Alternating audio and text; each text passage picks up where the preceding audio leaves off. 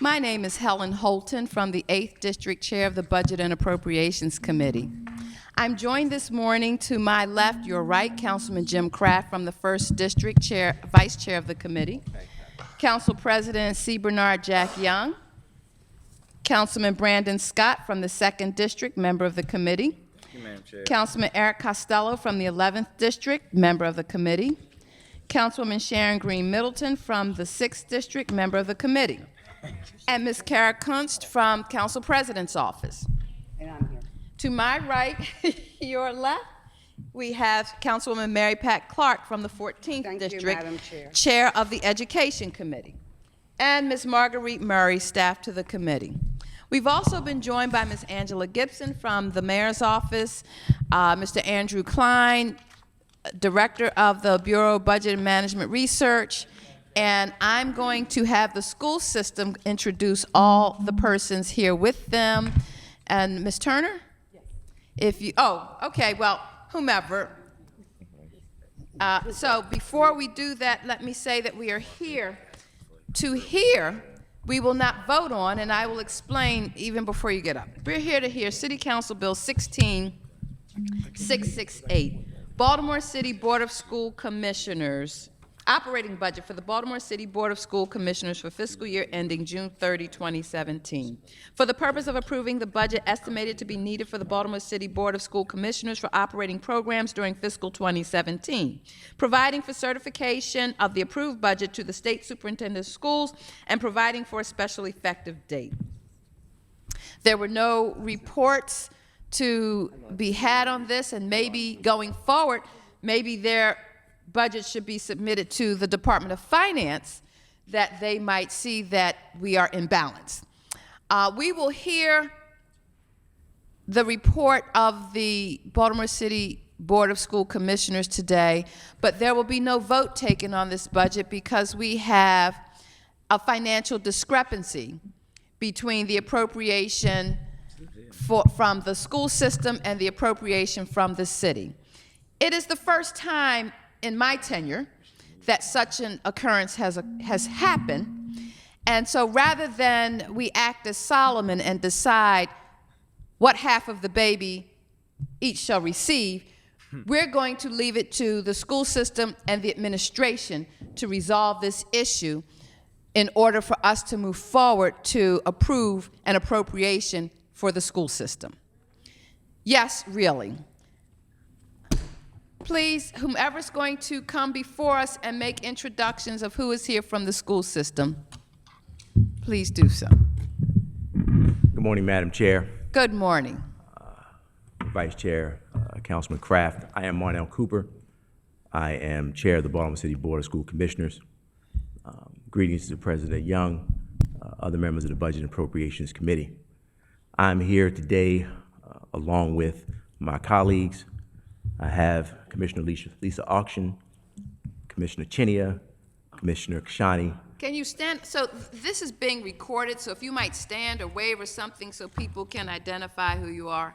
Commissioner Auction, Commissioner Chinia, Commissioner Kashani, Commissioner Berkeley, Commissioner Hassan, Commissioner Frank, and Commissioner Canham. Also, we're here today with staff, our acting CEO, Tammy Turner, our CFO, Don Kennedy, our acting interim Human Capital Officer, Deborah Sullivan, as well as other staff members here to do the presentation today. Introduce you, Mr. Redd. I'm sorry. And my legislative liaison, Dewana Starrett. Very good. The staff will present for you today, but I just want to first thank this body and the council as a whole for your steadfastness in ensuring that the students of Baltimore City have what is needed in order for them to progress through their coursework. We have been committed over the past couple of years, as you well know, to developing a budget that is balanced, getting that budget to you in a timely fashion so that you can review it. We hope that we will continue to do that, and we hope to continue to work with you in the future to make sure that the students get what they need and we can have a good working relationship.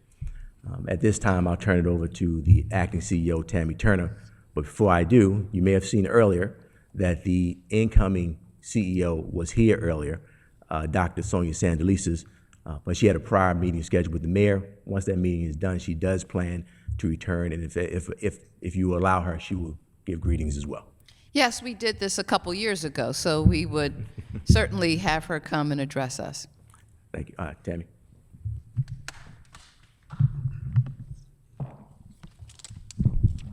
Good morning. Good morning. Thank you for the opportunity to present our FY17 budget. Throughout the budget development process, our focus was on keeping district resources in support of schools, students, and our district priorities. Accomplishing that goal in the face of significant budget gaps due to an increased expenses and declining revenue was a challenge. It was necessary to make some very hard decisions, and the very hardest of those decisions was instituting a district-wide staff reduction. While it was not possible to wholly maintain the purchasing power of schools, we were able to balance the budget without laying off a single teacher. Having said that, the decision to eliminate staff is always difficult because it means that we lose talented, dedicated employees. The district will make every effort, though, to transfer, reassign, and hire impacted employees into open positions. Our interim Chief Human Capital Officer, Ms. Sullivan, will explain that we are confident that this strategy, in addition to attrition, will lower the number of employees who are ultimately impacted on July 1st. City schools will continue to confront hard decisions, as you know, based upon our recognition that we have to continue to be fiscally responsible, and that all decisions must remain grounded on our foundation of what is best for students and our schools. We thank you for your support on behalf of the students of Baltimore City, and I'll turn the presentation over to Don Kennedy, who is our Chief Financial Officer. He will be followed by Ms. Deborah Sullivan.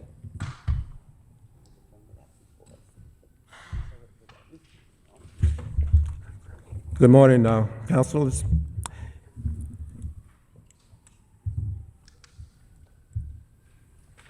So the mission of the district and our priorities are shown on this slide here, which is excellence and equity for all.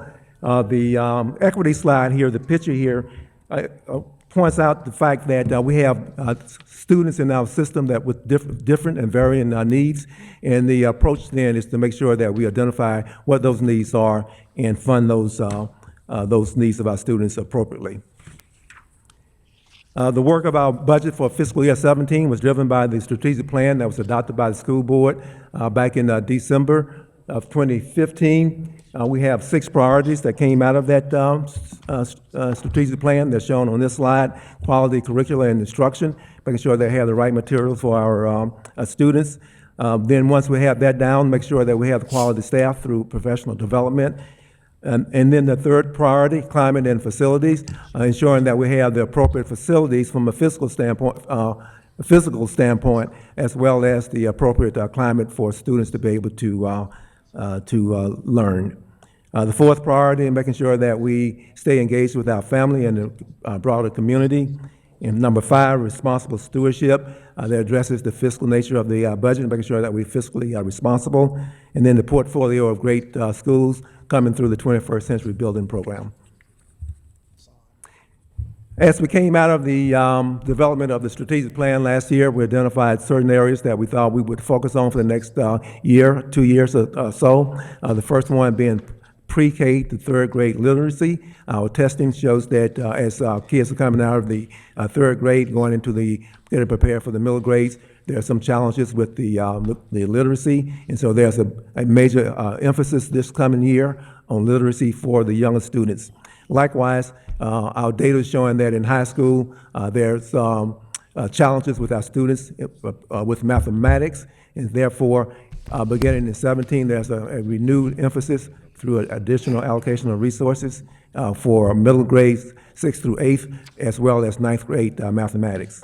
So that's the first focus. The second one is to strengthen the district's portfolio of schools to make sure that as we study and try to figure out where the programmatic needs are in various parts of the city, that we identify those needs, and then in the upcoming years, we ensure that we put those programs in to support the needs of our students across the city.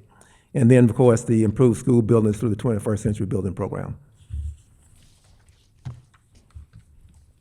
Now, as we developed the budget back this past winter and going into the spring, we went out to various parts of the city through community forums and community meetings. On the slide here, it shows each of the ones that we conducted going back through to the first week of January and going through the third week of March. I would highlight the one in the middle there that says Wednesday, March 9th. It's a student perspective forum that we held at Dunbar High School. Out of all the forums that we held, we had the greatest attendance with the students at that forum. We had, I think, roughly 75, maybe 77 students that were in attendance. The next three slides addresses the enrollment situation with the school district.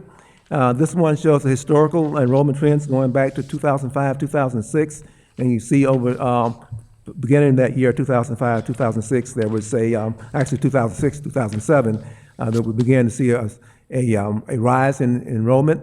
And then last year, on the right side of this graph, the second bar graph from the right says 83,666 students as of last fall, which was a drop from the fiscal year 14-15 school year. And then the projection, the last bar on the right, shows that we are projecting a slight decrease in the 16-17 school year over the current school year. So that's the historical trend. This slide here, I think you've probably seen before. We've briefed this before. It shows the enrollment variance between school year 15-16 and what the funded enrollment would be for 16-17. So I'll highlight two rows here. The top row shows the total school district enrollment. So for as of last fall, there was a decrease of 1,310 students over the prior year. The bottom line shows the number of funded students, the number of students that we get funded by the state, MSDE funded students, which is significantly less than the total enrollment. And the reason that is because the state does not fund all 83,000 of our students. The biggest difference there being pre-K. So as you know, we have a full-day pre-K, and the state does not fund pre-K, and we have roughly 4,600, 4,700 students in pre-K that we do not get funded for. And so that is subtracted from the total enrollment to get down to the MSDE funded students.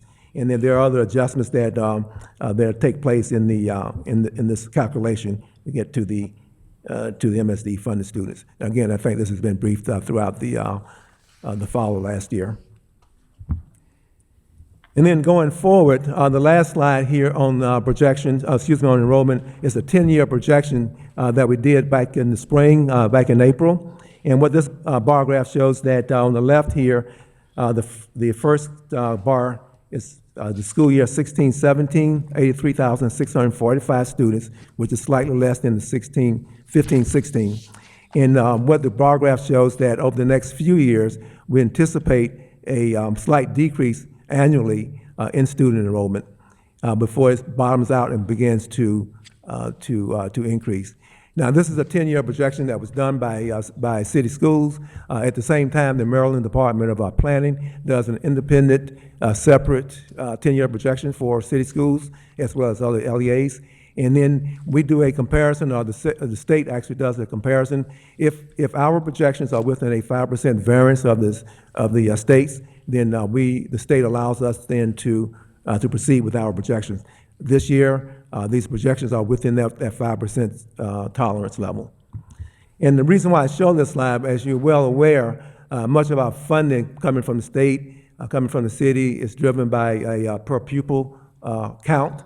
And so many of the state funding calculations for LEAs across the state are based on the per pupil, and the per pupil then is driven by the number of number of students that the district has. And so as our enrollment drops over the next couple of years, we anticipate additional fiscal challenges for the school district.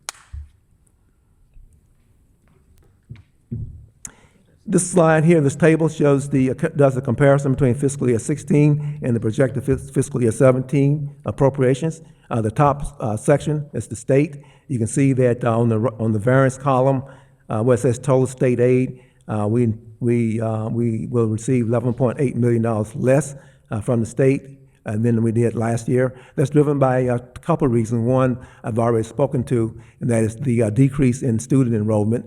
And the other component of that decrease is associated with the relative wealth of Baltimore City relative to the rest of the state in terms of its property and income values. And so as the city's property values and wealth values have increased, the state has, through the mechanism of their funding formulas, have allocated less dollars to the school district.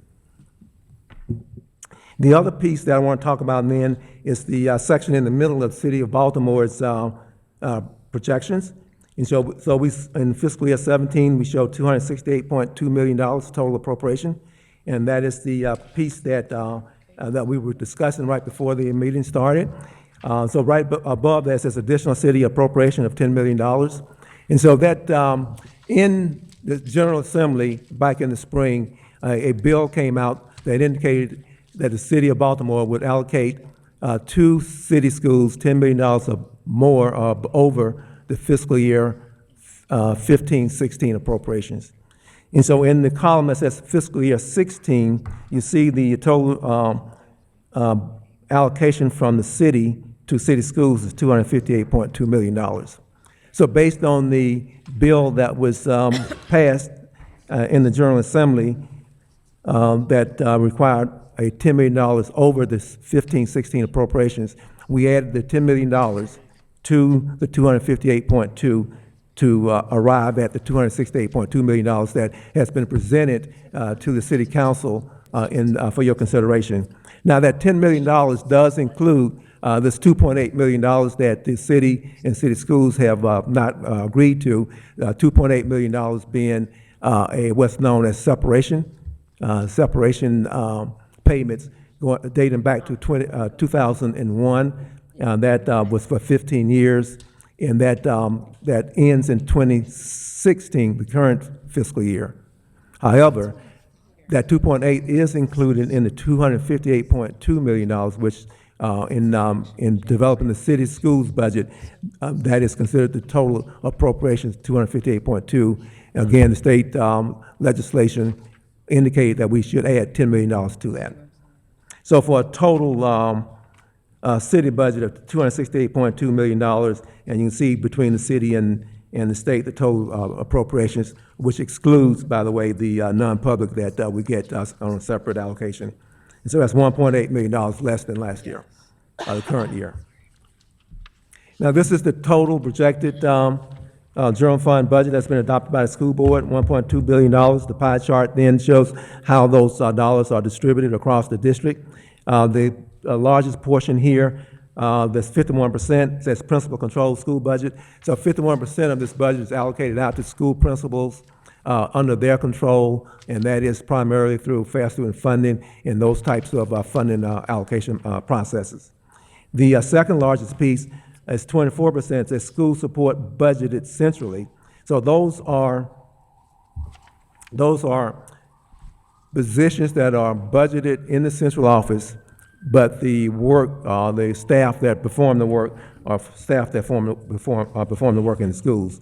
I have some examples here. So I mentioned that our pre-K dollars, we don't get funding from the state. We spend $30-something million on pre-K. We do not allocate the $30 million out to schools. We budget that $30-something million in the central office, and the staff then will go out to the schools. So we don't send the dollars out to the schools. Another example would be special education, paraeducation. Repeat that. Yeah, so we have $30-something million of pre-K. 30 million. 30-something million. Okay, so 30-something, if we can get a little clarification on the something. Like we'll get the exact amount. And then Ma'am? So you don't allocate it to the schools, but it stays within central headquarters, and then how does it get to So, pre-K programs? So with our fair student funding process, we actually allocate out to each school a lump sum of dollars.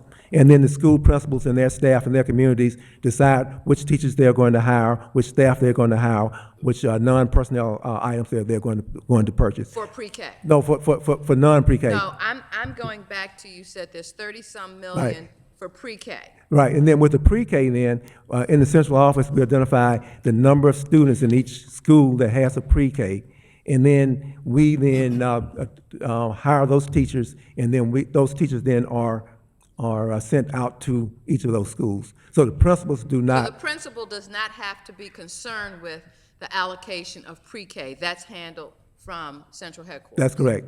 Okay. And so likewise, some other examples then are special education paraeducators. So we have $21 million of those staff that's treated the same as in terms of allocations as the pre-K.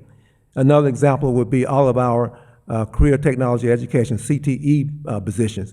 Those dollars are not allocated as a lump sum to schools, but again, they're managed or budgeted centrally in the staff and then assigned to those schools. Same thing with ROTC programs. So we have a number of items in here. 24% of the budget is treated that way.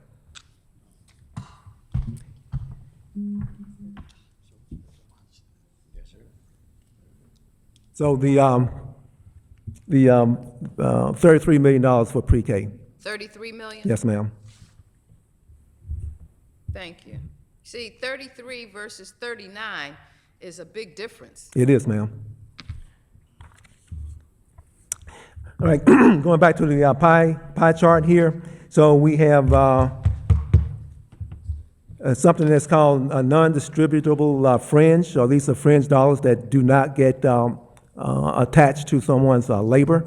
Three of the big items in there, as an example: liability insurance for the school district, sick leave conversion, and tuition reimbursement for our primarily for our teaching staff that go out for additional education. Transportation and utilities. We spend. Education reimbursement is in what line? It's in the non-distributable fringe, the 78.5 million. It's in the what? If you take a look at the table on the left, the table on the left, and come down to the third item in the 78.5. Oh, non-distributable fringe. Yes, ma'am. Okay. All right. Transportation and utilities, combined $71 million. And so again, the transportation, this is something that we budget in the central office, but it's exclusively for our students. Yellow buses, the cabs for our homeless students, the mass transit. Debt service and the 21st Century Building Program. So the money that we spend on the 21st Century Building Program is included in that line item, as well as the normal debt that we carry on any bonds that we have outstanding.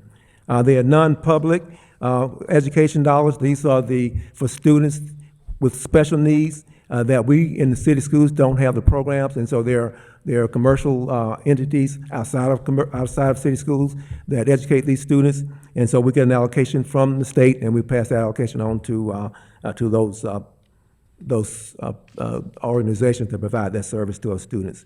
And then so it comes down to people like me, $64.8 million in the central office costs.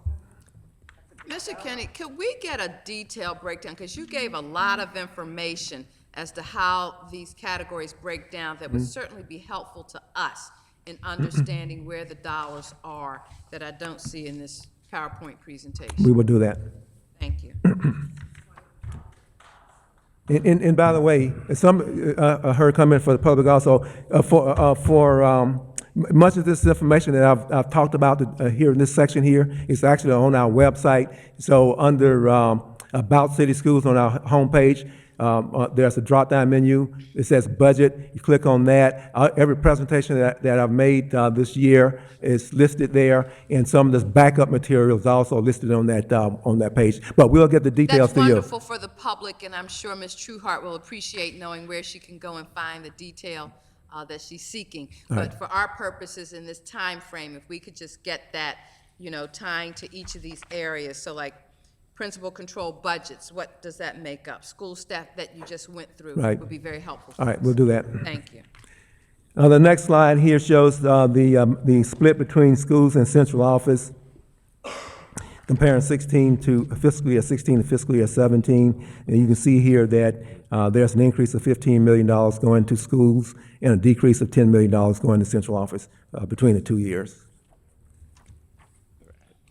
This slide here, at the beginning of the presentation, I talked about the district initiatives that we were working on. So this shows the $7.2 million of additional allocations for those new initiatives. The first two here, where it says strategy, that column is related to the specific strategic plan items. And so 1.2, first two lines, 1.2. The first line, instructional support. I talked specifically about the support for pre-K to third grade literacy, as well as math for grades 6 through 9. You can see $1.2 million there. Also for the instructional support for summer learning, $2.6 million. The next two strategies, 2.1 and 2.5, around professional development and the development of our staff, primarily here in this case, would be our administrators, our principals, and also our teachers.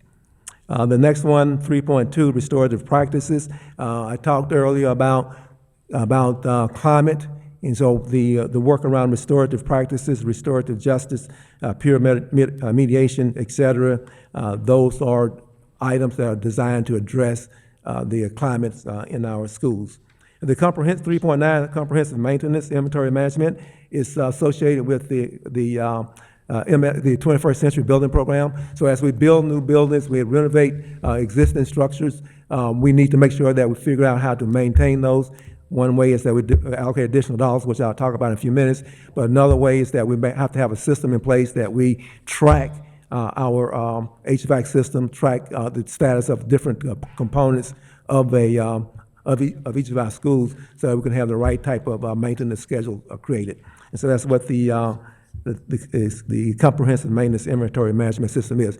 Part of this is being funded by the Maryland Stadium Authority through the 21st Century Building Program. And then 4.1 is expanding the Youth Empowerment Summit that we did earlier. And this is related to engagement, community engagement. And the last one here, 6.3, is CTE. So this is associated with the new P-TECH program that the school district is funding. Here, we show the appropriations for the capital improvement program this year. So this is in the resolution that was submitted to the city council, but it's not a part of the general fund, but it's the capital program here. And so we get for $17 million from the city, $1 million each for these two projects, Graceland Elementary School in Hullabird. In addition, in the prior years, we had $6 million appropriated for these projects. So for fiscal year 17, between the state's public school construction funds of $37.5 and the city's $17 million, we have $54.5 million for the appropriations for 17 for our CIP program. Just the council president has a quick question on this slide. Thank you. Are they the only schools that are on for the capital improvement for FY17? Because it's not reflective of the whole city. This is not reflective of the entire city, because these are two specific projects.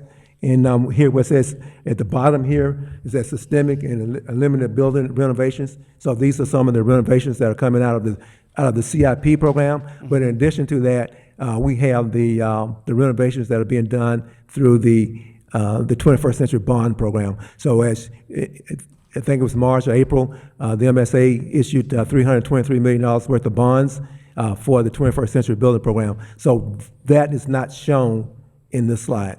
Okay, well, my concern is, these are just in one part of the city. And we got other parts of the city that should be getting, this capital improvement money as well.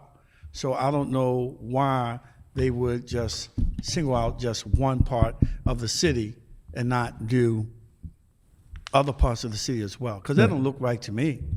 So I'm going to have, ask Keith Scroggins, our Chief Operations Officer, to address the question. Regardless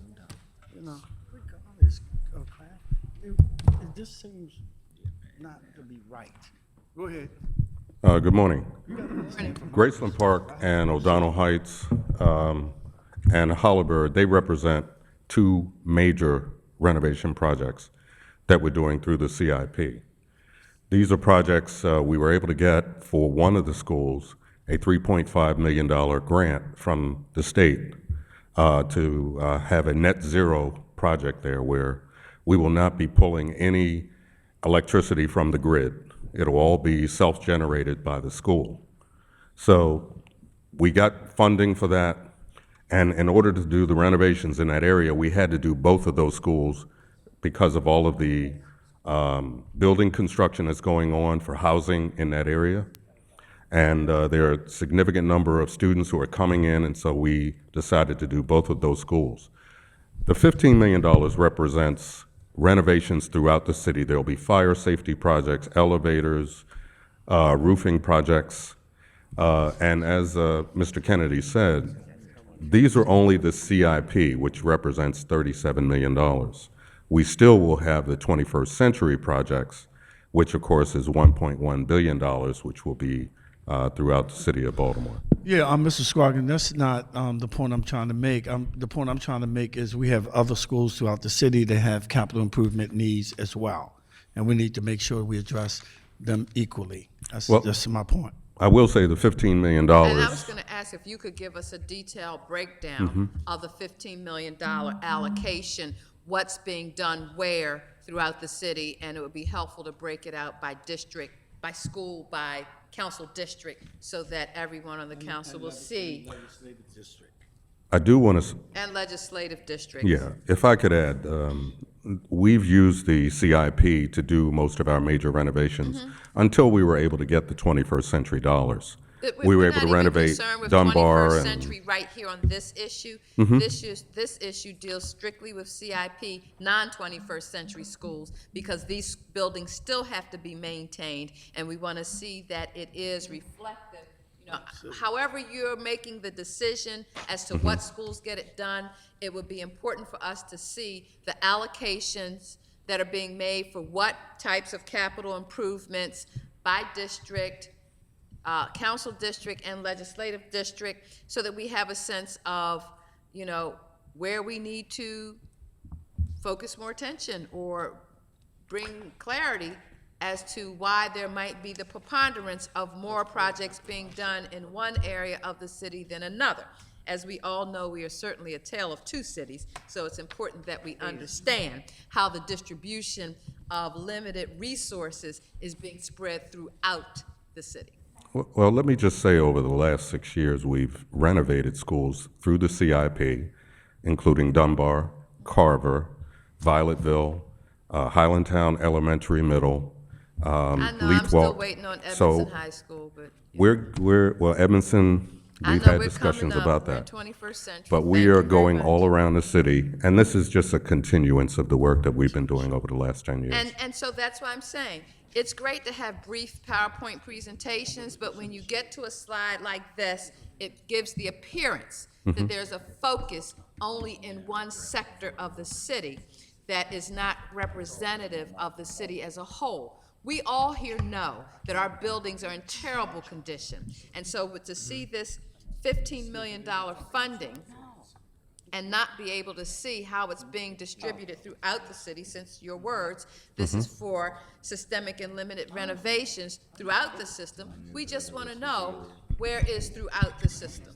Okay. I read it somewhere, don't ask me where. It's in, there is a list. Yeah, Madam Chair, can I? Go ahead. There is a list in some document that's floating around of where what's going on where? There is an approved list, and we will definitely send that to the council members of all the approved projects. Would you I- send it to my attention? Yes, I will. To see that it gets out to the committee and all members. But I wanted to also put it in context that the list is our priority list, but ultimately the state decides which projects will be funded. But we will give you the list of all of the projects submitted and the ones that were funded for this So it would be year. helpful to understand how is the school system's priority list developed, and then map that against what the state says we will allow these things, these schools, to have their improvements done. And maybe that's an issue for us to work further with our state legislators, if their priority is different from our priority. Give it to us for the last 5 years of their capital improvement. The council president is making a request that we have that for the last 5 years. Yes. Because I know in CIP, just of what the city approves, there are schools that, there was, I think it was Waverly, that appeared on that list year after year after year after year, and they weren't really getting any funding. It just appeared in the CIP plan. So yes, we'd like to see what that looks We like. definitely can for provide the past that. 5 years. Now we have a school. Well, yes. And Madam Chair, if I could ask, Dr. Sonia Santalisa, the incoming CEO, has to leave, and she just wanted to know if she could Oh, say certainly, a few certainly, remarks. please. I saw that you weren't here, and they said, oh, shit, and I said, oh, she's gone, darn. So, welcome. No, welcome, and thank you for having me. And I want to say thank you for taking a pause in what I know is a deep process in reviewing the budget. And I just wanted the city council to know that I look forward to joining you all in the work in the city soon. We are my family's leaving on vacation for 2 weeks, so that I will be ready on July 1 to assume leadership of city schools. And want to thank you all for your leadership. I look forward to working together. This budget process is reminiscent of earlier meetings during my time in city schools, and I look forward to joining you all again and working with you. I leave you in good hands with Tammy Turner and Board Council Chair Marnell Cooper, but I just wanted to take the time and say thank you for your leadership, and I look forward to working with you all. Well, I just have 2 questions. Please. Some people think they're rather sensitive, and I'm taking a page out of Council President's book. You're a city resident, Yes. and your children attend Baltimore City Public Schools? So all 3 girls currently attend Tunbridge Public Charter School.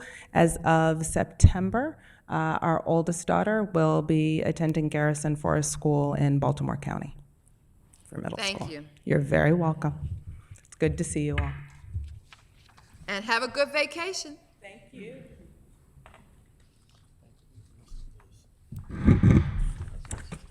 Let me ask a question. Are we almost done? No. We're not. Not even here.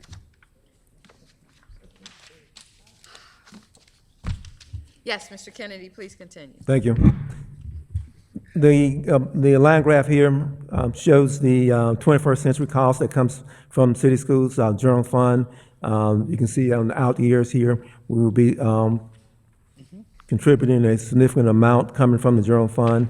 That includes the $20 million of bond payment from us, from city schools, as well as $10 million that are the GTP funds that support the other half of the cities. And then we have each year for 9 years, several million dollars that we allocate to the operations budget in direct support of maintaining the new schools that are being built, schools that are being renovated, and the other schools that may not be a part of the 21st Century Building Program. Another cost that is part of the district's fiscal position going forward, and historically, it's cost of salaries and benefits. You can see a dip in the 16. We did have a significant layoff in fiscal year 16, as well as, if you recall, as we began to address the escalating healthcare costs, we did the dependent audit, and we removed a number of people who were no longer eligible to receive healthcare benefits through city schools, and so therefore you see the decrease. We have a significant layoff also in fiscal year 17 budget, excuse me. However, the increase there is driven largely by increases in major medical costs. We have an $18 million increase, An over, $18 million increase in major medical? including prescription drugs. I think the number, I'll get the exact number, but I think it's $10 million in prescription drugs. So we're getting the exact number there. Yes. And so, so we have significant cost increases in our medical care, including Can you give the breakdown between major medical and what's prescription drugs? Yeah, And we- does this include actives and retirees? We'll get all that information for you. And has the cost to employees share of how much of this, what percentage do employees pay in these costs? I mean, even here in city government, we've seen an increase in our healthcare costs. And so I'd be interested to know what has been the share that employees are having to, how much did you increase the cost that city school employees would pay in terms of major medical and prescription drugs? So for fiscal, in this, excuse me, in this budget, fiscal year 17 budget, there's no increase to employees in the 17 budget. But the $18 million is being borne by the system That is correct. after significant layoffs in 16 and some plan for 17. Well, I mean, so what, thank you very much. What Tawana is saying is that we are in negotiation, we are discussing with our labor organizations how we address the increased healthcare costs. But this budget does not include any increased cost to the employees. And so, but they did get some salary increases in 17. That's true. They're And that- negotiated. The salary increases for 17 are associated with with those unions whose contracts do not end in 16. And so with the BTU, the teachers union, we are currently in negotiations with them regarding both health care as well as salary changes for 17. Right, so I just have to put this out here. I'm glad to see that there's a 1% reduction in central headquarters expenditures, but when I look at this chart that you go from 761 in fiscal year 15 down to 743 in 16, and you're back up higher than you were in fiscal year 15, everybody's having to pay more for health care. And retirees and actives. Retirees are really taking a beating. So when you say there's no increase to employees and retirees for this major increase in major medical and prescription drugs, it leads me to believe, what's the problem? Where's the disconnect in fiscal accountability? Because everybody's got to tighten their belt. And I'm not saying that city employees aren't entitled to increases in pay, but not at the expense of not contributing to a cost. Where's the money coming from for the children?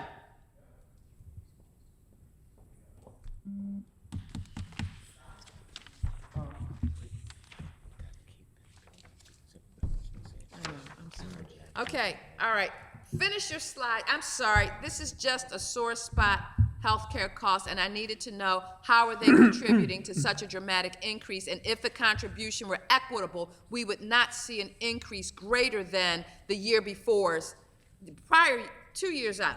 Right. Okay. Okay, and then, so this last slide here on fiscal challenges, talk about some of the things we've already talked about. The first one, declining student enrollment and the impact on the per pupil allocation. The second one, increase in the city wealth relative to the rest of the state, which has an impact on the city schools allocations.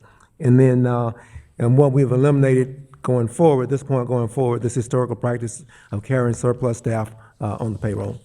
And next, I'll ask Ms. Debbie Sullivan to come up, the head of HC, to talk about the next 3 or 4 slides on staffing.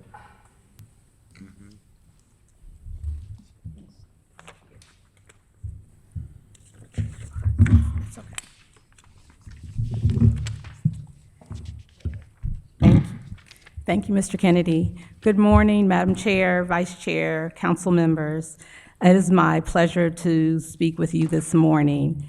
Before I begin, I'd like to just initially ground us in a couple of terms that I'll be using throughout the presentation to ensure that we move forward with the same operational understanding and definitions. So first of all, it is unfortunate, as CEO Turner mentioned, that we do have to implement a reduction in force this year. I realize that city schools also had to do the same similar actions last year. So to ensure we're all clear, so reduction of force obviously is the reducing positions due to lack of funding or lack of work. When I talk about eliminated positions, I'm talking about a position or an FTE that has been eliminated because it is no longer funded. A full-time FTE is what we categorize as employees, and that's how we measure their work. And then finally, impacted employees, as I will work through the presentation, are any employee who experiences a change in their current employment status due to the reduction in force. That could be whether they fall into a reassignment, moving to a different location, a different position or a job title, or participating in a competitive process for promotion, or finally, and unfortunately, being separated from the district. So I have 4 slides to share with you today. The first 3 will address FTE impacts, and then the final slide will address actual employees. So this slide really shows our overall change in FTEs from fiscal years 15, 16, and 17. I'd like to highlight for you that if you look at FY16, you'll see that there's a net loss of 309 FTEs moving into the FY17 budget.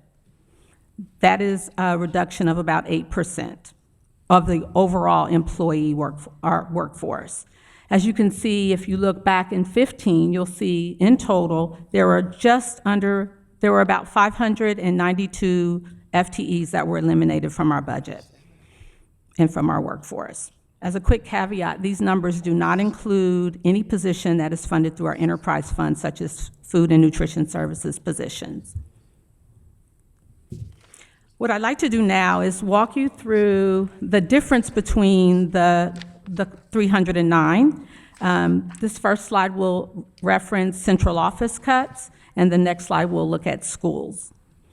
For central office, there has been a steady reduction over the last 3 years in central office. From 15 until this upcoming FY17 school year, there's a total of 177 positions eliminated centrally, with a net loss of 54.8 positions going into FY17. This represents approximately a 15% reduction of staff in central office over the 3-year period. Moving on to schools. When I'm speaking of schools-based positions and reductions, this refers to all positions that are assigned to schools. This includes positions such as paraprofessionals, secretaries, hall monitors, teachers, school leaders, just to name a few. So to be clear, even though we've eliminated positions, this does not mean that people, actual bodies, are walking out the door. So I want to be real clear as I walk through this slide in particular. From the current FY16 staffing landscape, looking into 17, there are a total of 254.9 positions that are being eliminated. This figure largely represents support staff, such as paras, hall monitors, and clerical staff. There was a reduction of 76 teacher FTEs and 178.9 support staff. But please note, as CEO Turner mentioned earlier, no teachers are being separated from the district.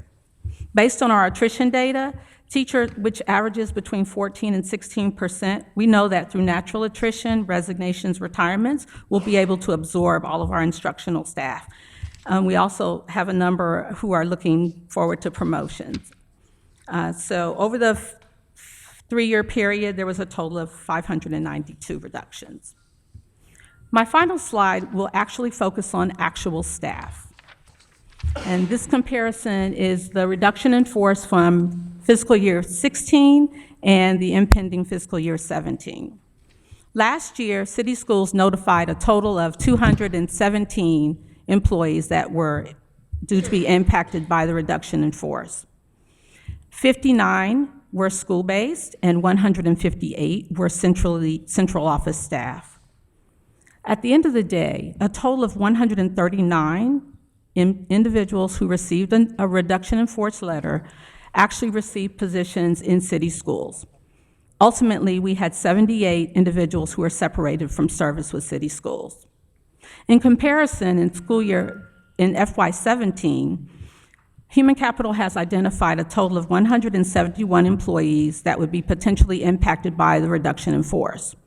However, due to our following all the collective bargaining agreements and looking at where we had vacancies, only 111 employees received an impact notice, 67 were school-based staff, and 44 were centrally located. The team in Human Capital, as well as my colleagues across the district, work really hard to ensure that we're going to minimize the impact on staff. We're engaged in the following activities to ensure that this occurs. We provided transition services, including counseling, and that was provided to all city schools, whether I was an impacted employee or whether it was my colleague being impacted. We are posting all of our new positions. They will only be posted internally to give opportunity to impacted staff and internal staff those opportunities for promotion or lateral moves as we move through the hiring season. At the school level, we are constantly placing employees into funded positions as they arise, whether it be retirement or resignations. We're also partnering with the city and the state to provide job search assistance to include interview workshops, resume writing workshops, to assist those employees going through the reduction in force. Bargaining unit members are also placed, if their collective bargaining agreement calls for it, they're placed on a recall list, and that's monitored closely. And those individuals are recalled into positions for which they're eligible. Finally, we've had a number of additional information sessions that for our special education areas to ensure that any impacted employee who would like to transition, they understand what that work is about. They will also go through a training class, several throughout the summer, to be eligible for that work as we move forward into FY17. Finally, of the 111 staff who were notified on May 31st, we're now down to 107. We've been able to restore 4 individuals back to positions due to resignations and retirements. It is our goal and our total focus to minimize the impact on our employees. We really want to keep talent in city schools. And the system, we need talent to serve our students, and so that is the focus of our work going forward. Okay. Does that conclude your?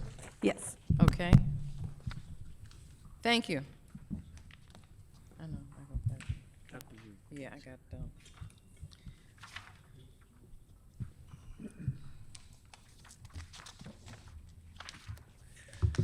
So in concluding the presentation this morning, this is the concluding slide. Indicate that as we develop the budget, as always, to focus on our schools and our students. We have a commitment to our partners throughout the city that support city schools, including the city council, the city, and the community at large. And then we always focus on a budget that is, from a fiscal standpoint, that has a measure of responsibility. So with that, what additional questions do you have? On the reduction in force and vacancies, last year it was a very disheartening process. And my question is, how have you adjusted this year for the impact of bumping due to seniority, of persons, because they have tenure in the system, filling positions that they may not be qualified to hold? So thank you for your question. So this year, 2 things occurred. One, I know we hadn't really talked about surplus staff, but all staff were included in the workforce. We took each collective bargaining agreement and drilled in and looked at each article that referenced reduction in force. Therefore, most dealt with seniority, and we're not looking to put individuals in positions for which they're not qualified. So we did follow each of the collective bargaining agreements in order to decide who was impacted, and based on seniority, that's how we came up with the list. Okay, but I do know last year there were people who took positions that they were not qualified for, but they had to be given those positions because of seniority. So we're really trying to minimize that. As we looked at seniority, most of the impacts occurred, let's say if I had painters, I had a painter 2 and a painter 1, where a painter 1 cannot bump up, but a painter 2 can bump down Right. into positions. And so we're looking at that. So just, we had a large number of our paras who are impacted. We have special education para positions. If they're not interested and don't meet the minimum requirements for the special education para, then they would be separated from service. We would not place them in those positions if they're not qualified. Okay. Thank you. On slide number 14, I'm curious, the use of general fund for 21st Century Building Program, it was flat for 13 and 14, went up to 13 million in FY15, then dropped down to 6 million in FY16. Why the drop? And I see you ramping up after that, but why the drop in FY16? So in fiscal year 16, the State General Assembly gave us a deferral for the Okay. 21st century payment. Okay, thank you. Council President. Thank you, Madam Chair. I commend you for not having any teacher layoffs, and it won't impact them in a way of being without a job, but it will impact them when you look at support staff inside their classrooms. So what is the plan? Because I know that some of the professionals have been cut, and that's going to have a great impact on how teachers are able to teach and keep control of the classroom. So thank you for your question. You're correct. Anytime we have a reduction in staff, that's fewer hands to support our students. Each principal looked at their overall staffing and had to make decisions about whether I'm hiring a teacher or am I hiring a para in order to support instruction in class. So they do look at student numbers, and that's how most of those decisions were made. It is unfortunate that we had to reduce the number of paraprofessionals, but again, we have lower numbers of students, which actually drove some of the numbers.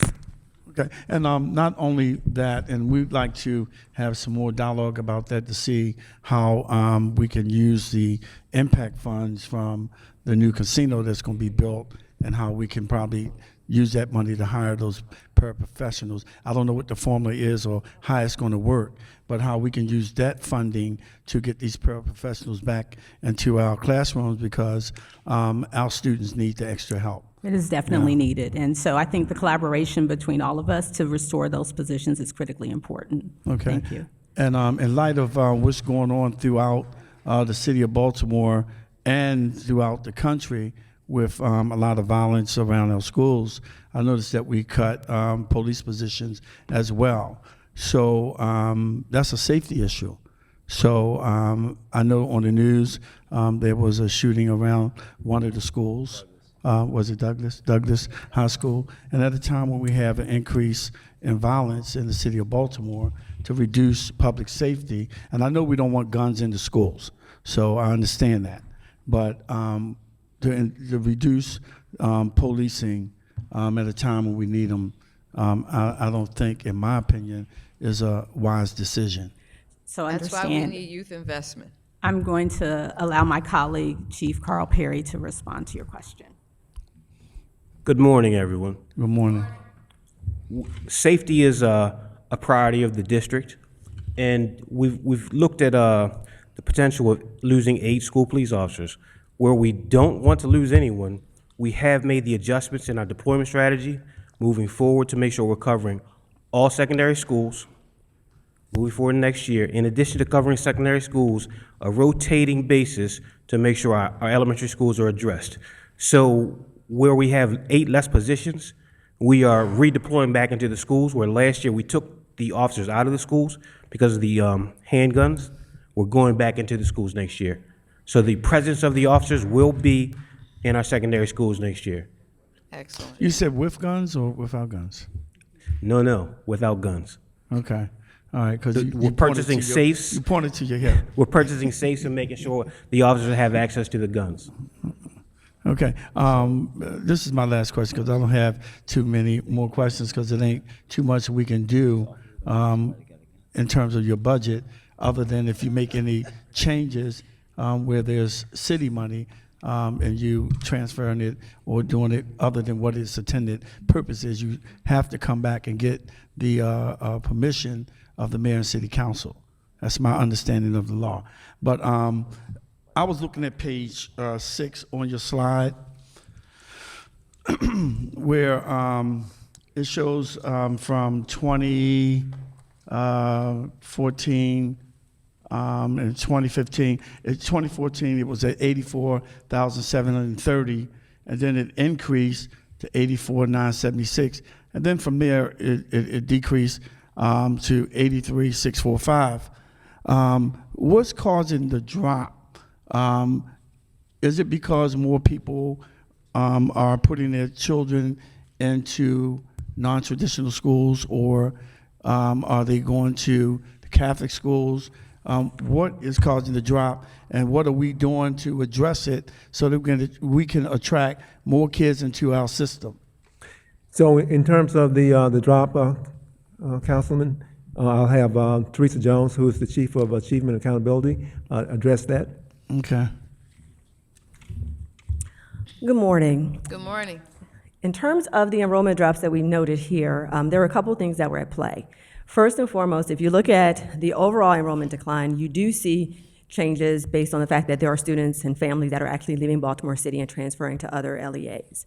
You also find that we have, in some cases, less of an influx of new families coming into Baltimore City versus what we had projected previously. And then if you take a look at the following slide, where we actually start to take a look at our funded enrollment, you'll notice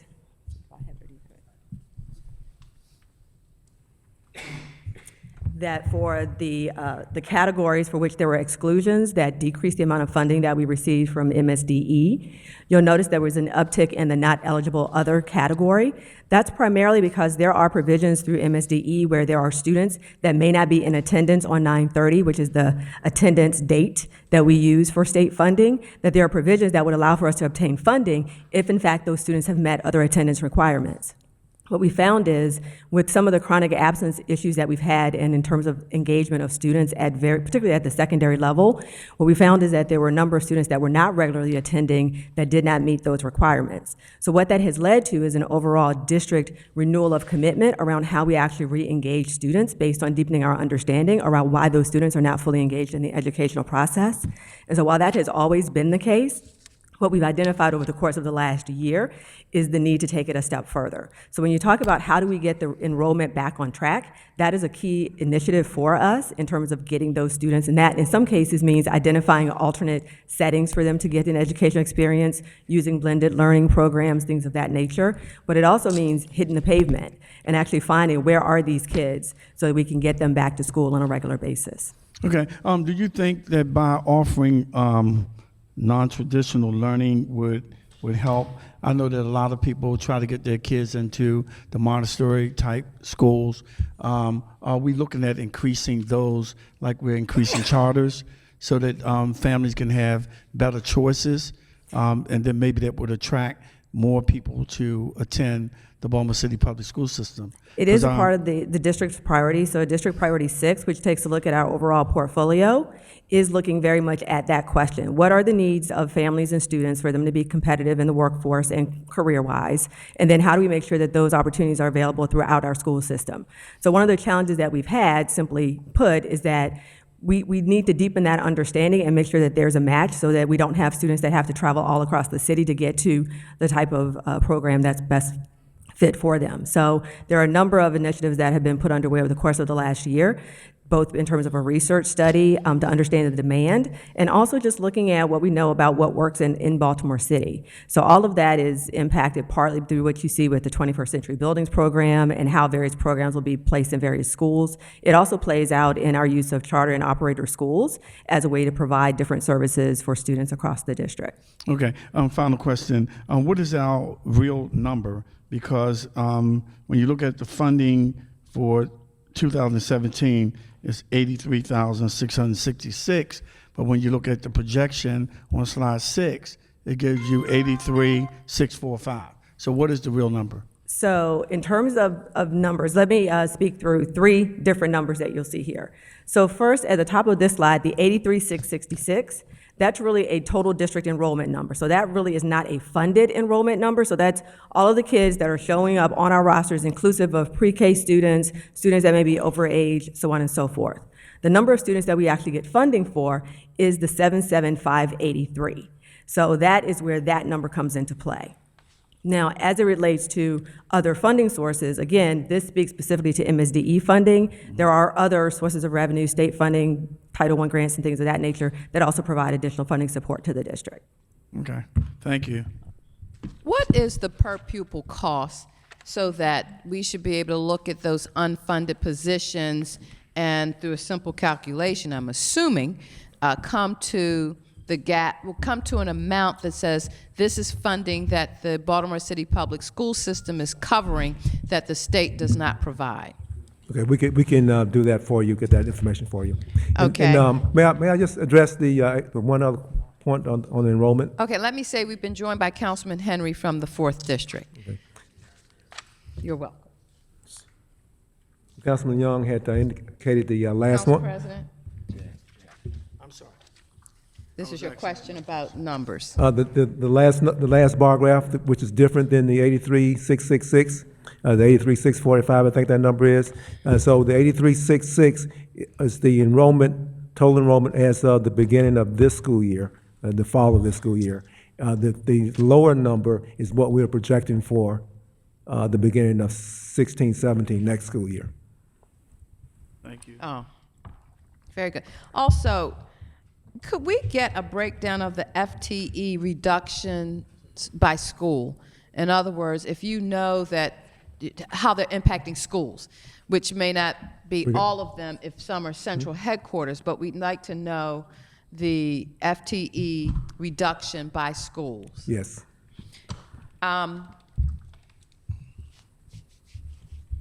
Yes, and the per pupil cost, you'll get us that so that we can take the difference between the 83,666 to 77,583 times the per pupil cost to understand the cost of students that the system is picking up above and beyond.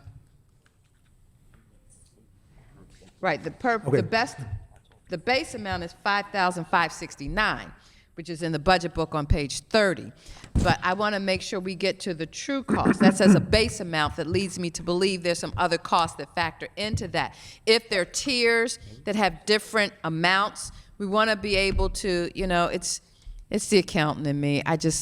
It should all come back and, you've opened up this box that says, well, what's really out there? So now we want to dig deeper than what we have in the past to understand.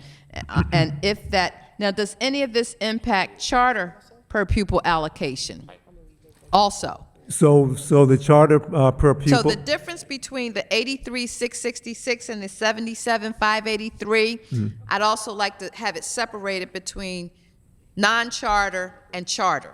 Yes. So Okay. we can do that. So our charter population is roughly 20% of our funded enrollment, and so it definitely has an impact, and we can get that. Okay, very good. Councilman Kraft, Vice Chair. Thank you, Madam Chair. Okay, so I want to follow up on an earlier question from the President and the Chair, and this is regarding benefits. So you have your health care benefits increasing by $18 million this year, and you're not charging your employees any more for those. Basically, you're eating the cost, the increase in cost. That is correct. Okay. Now, I assume, and this is an assumption, I assume you're not charging them any more because the contract prohibits you from charging them any more? So that's correct. So we are currently in negotiation with our largest union, the BTU, the teachers union, and so those negotiations have not been concluded. Okay. So is part of those contract negotiations making certain that your employees pay a larger percentage of their health care costs? So the negotiations are ongoing, so I don't know exactly where we stand with the negotiation, Well, but we have a number of things that we're addressing, including who knows healthcare. the answer to that question? With the outcome? No, not the outcome. Who knows whether you guys are making certain that in your negotiations with the union, you're going to require that your employees pay more share of the cost of their health care as right- part of the deal. I understand the question, and it is a labor negotiation, so I don't know the outcome of the negotiations. Okay, well, let me ask you, maybe I'm not asking a question. First of all, is it one of the terms that's on your side of the negotiations? Is it? That is correct. That is one of our proposals. Look, we went through this a couple years ago with the city, and our average wage is a lot lower than the average wage of a teacher. People that work for Baltimore City make a lot less than a teacher, and our employees had to pick up a lot larger chunk of their health charges, both our active employees and our retirees. And, I don't think it's fair at all that we should be giving you guys, as much money as we give you, and you're just going to give increased benefits to your employees and not require them to pay more. I mean, if city employees have to pay more for them, then why shouldn't your employees have to pay more for them? And I think you have an obligation to make certain that that contract is not signed until it has a clause in there that says that there has to be a change in the amount of money that your employees pay for their share of health insurance costs. Okay, I understand.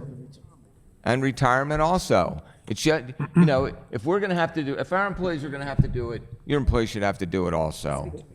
It's only fair. So we do not disagree with you. It has been one of the board's priority to renegotiate the health care package for some time.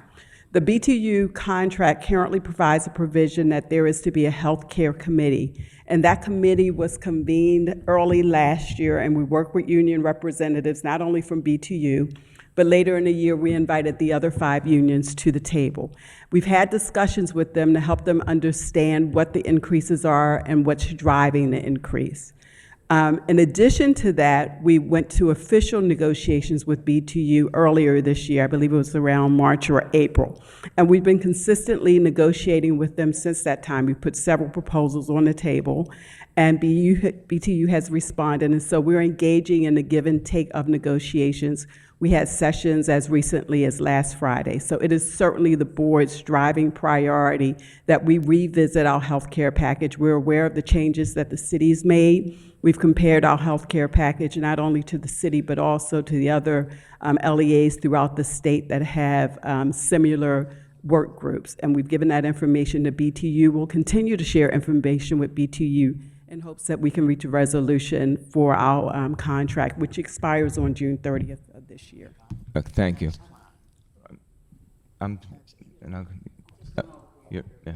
You're next. Okay. My next question is with regard to pension money. Now, and you can correct me if I'm wrong on this, and maybe Mr. Klein or somebody.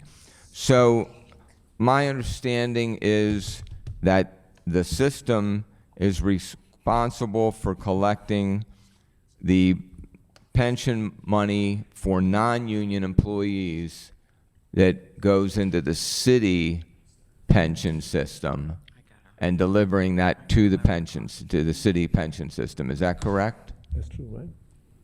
Is that correct, Mr. Klein? Under the ordinance?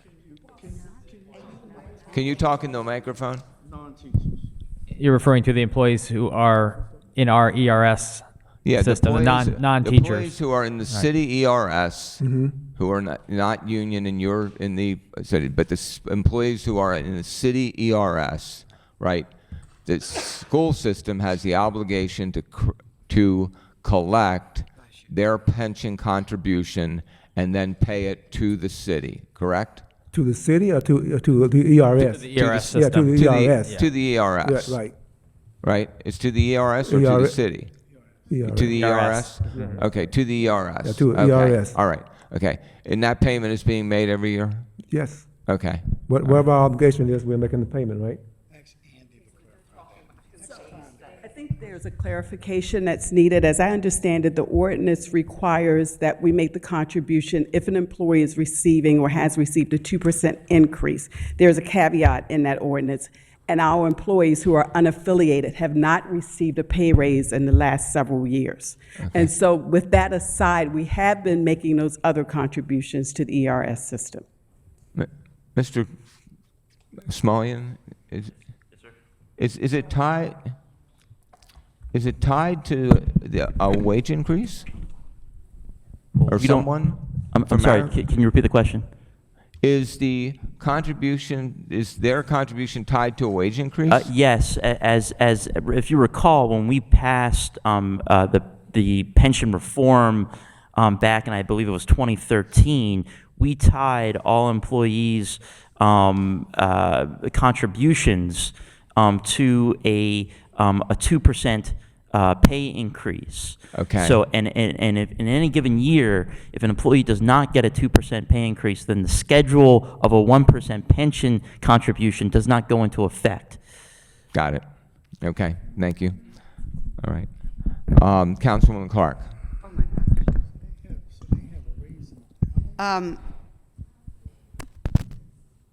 Mr. Kennedy, I know we've hashed this out, but let's hash it out one more time if I could, so that everybody hears the same thing and you correct me and Mr. Klein corrects me and we got it straight. Once upon a time, a long time ago, the city made a 15-year agreement with the school system.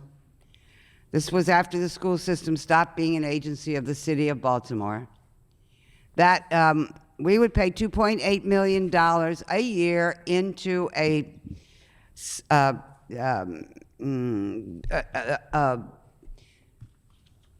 fund that helps to pay when people that were in the city school system payroll and then got into the school system, new school system one, separated. They went their way. They left.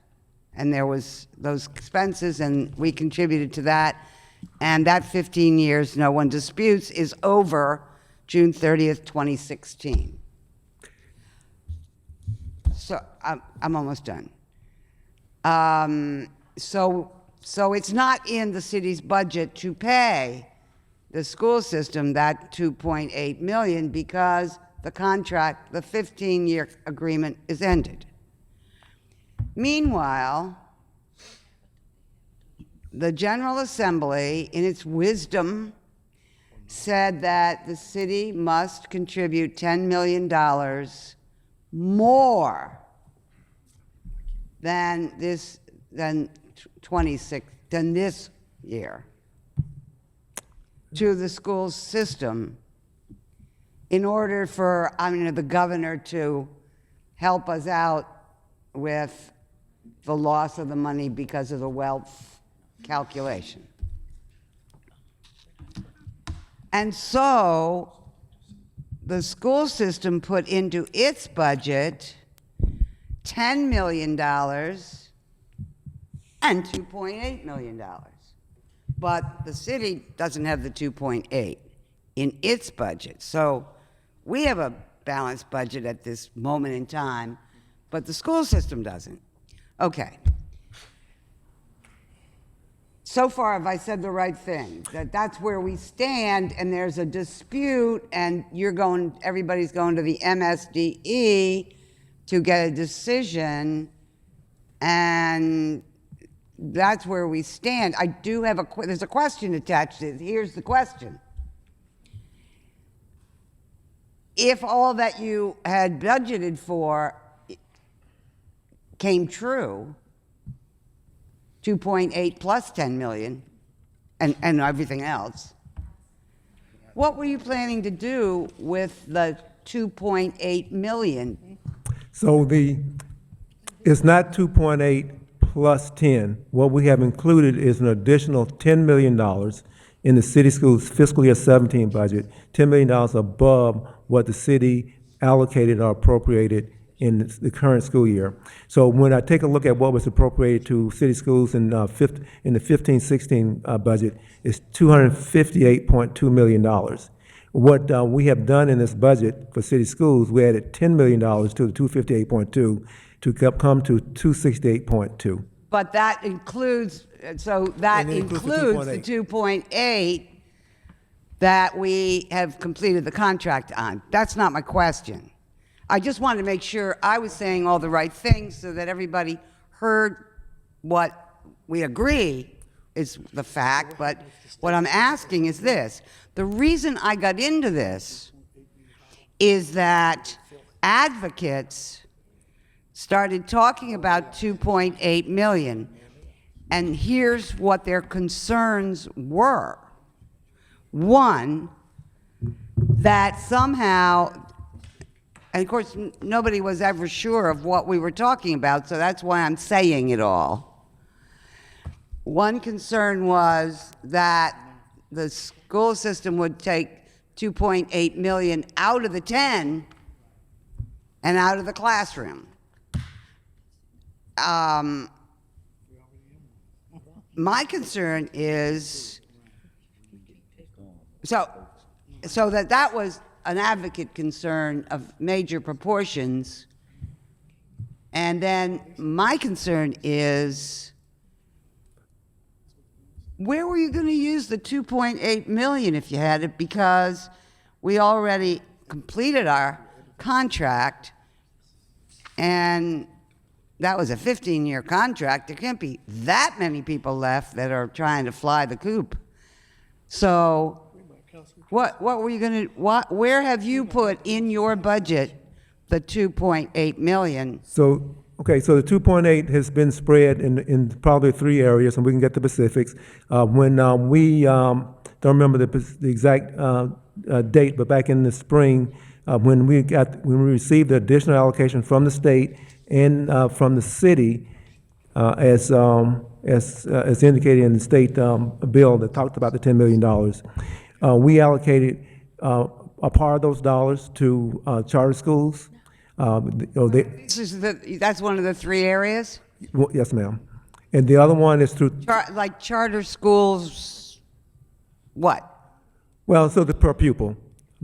So as I indicated a few minutes ago, the student count for charter schools is roughly 20%, is 19 point something percent of the total funded enrollment, total funded enrollment of the district. So that was additional revenue, and so the revenue, the charter funding form is a revenue funded model. Okay, so So charter schools, and then a portion to traditional schools, and then if you, pupil?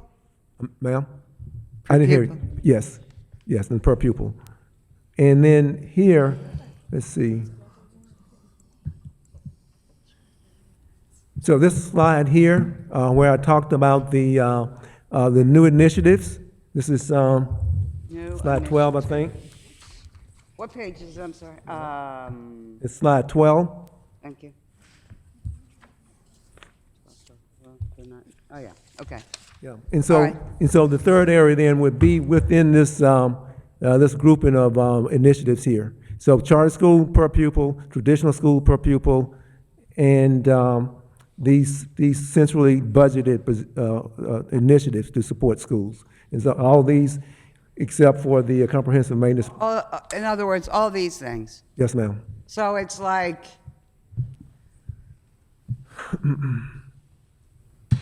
I don't, it's a hodgepodge, and of the 3 places it's going, this is one, but the first 2 are going into per pupil allocations at charters, going into per pupil at, Traditional. yeah, at traditional. So basically, where's the 10 million going?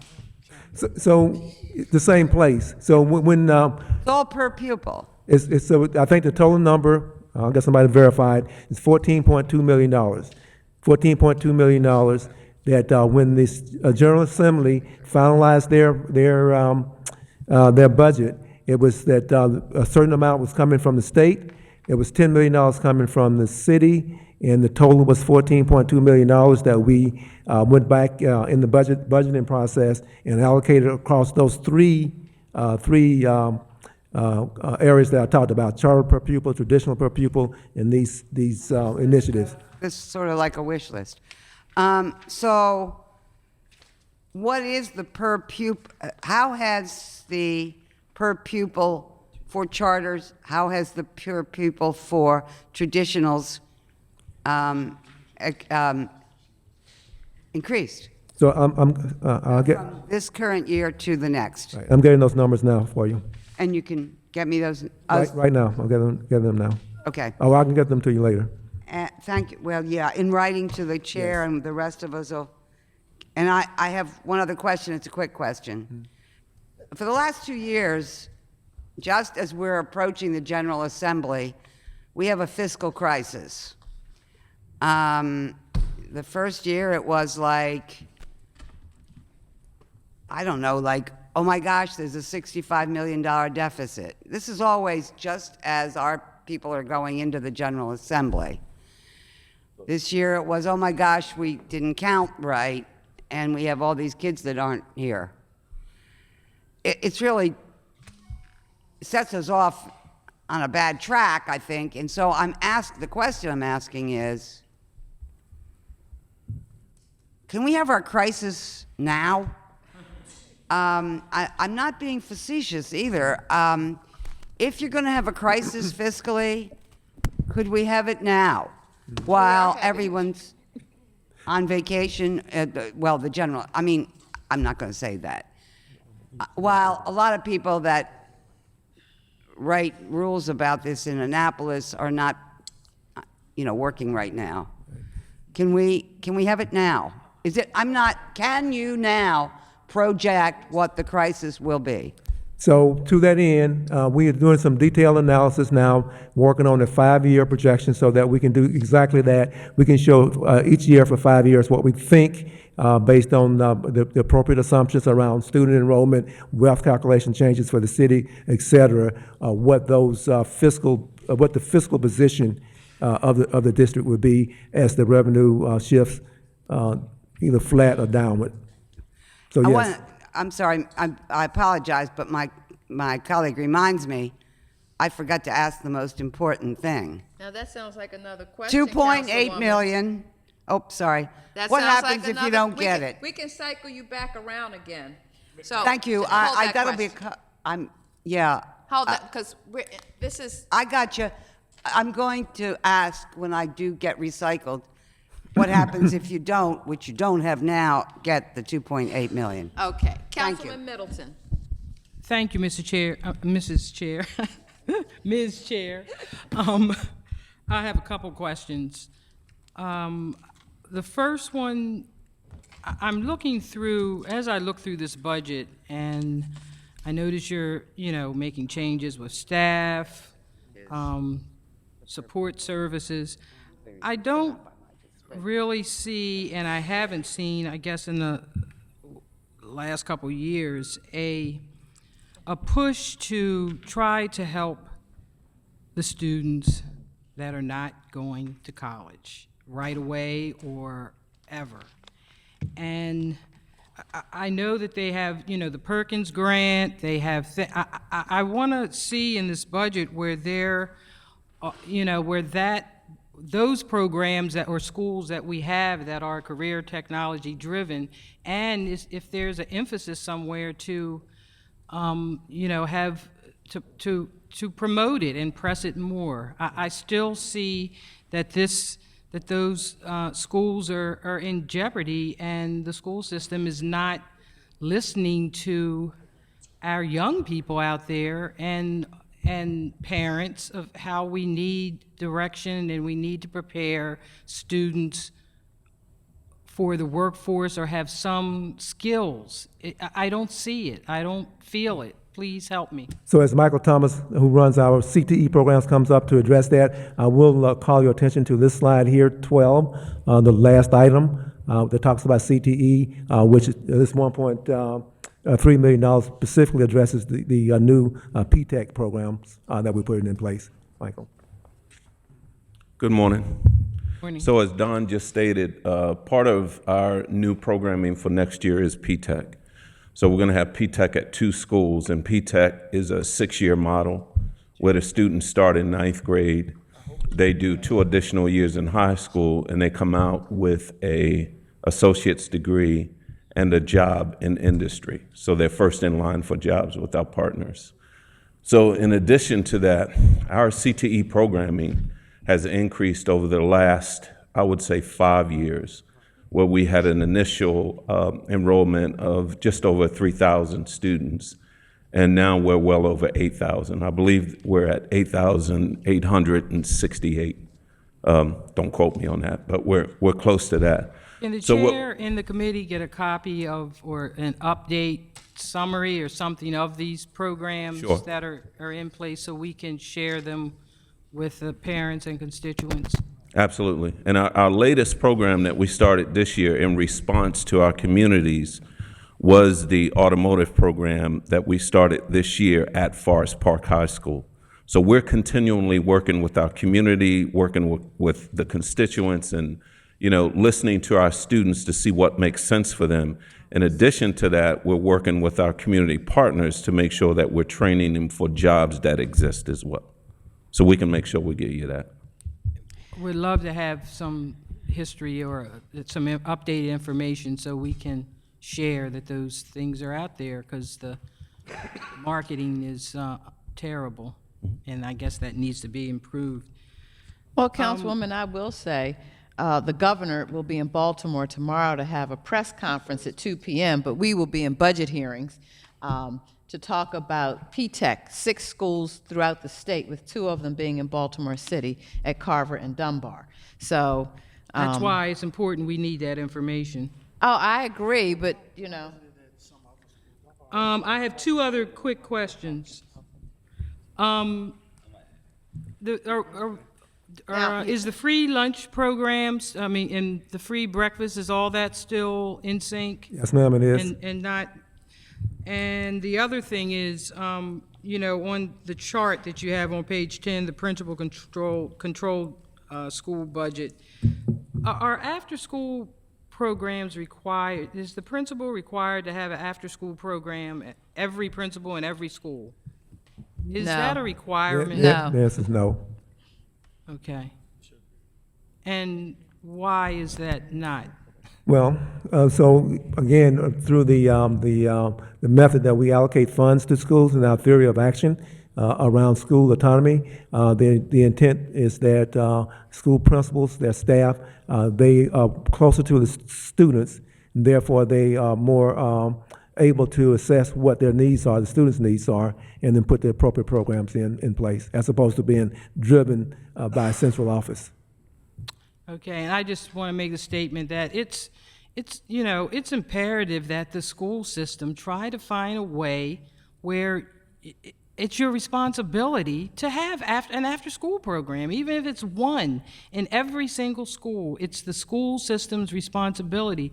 You constantly talk about, you want to keep schools safe, engaged, supportive, the teaching, the learning. If you don't have a requirement of an after-school program in every school, you're defeating the purpose of that statement. So, I think it's something that you need to sit down and think about. And having an after-school program is really an easy thing that can be accomplished. It should be put on the books that it's a requirement of a principal to feed that into what they're doing at the schools. That's a way that the school can be a part of the community, and it's not happening. Okay. Thank you.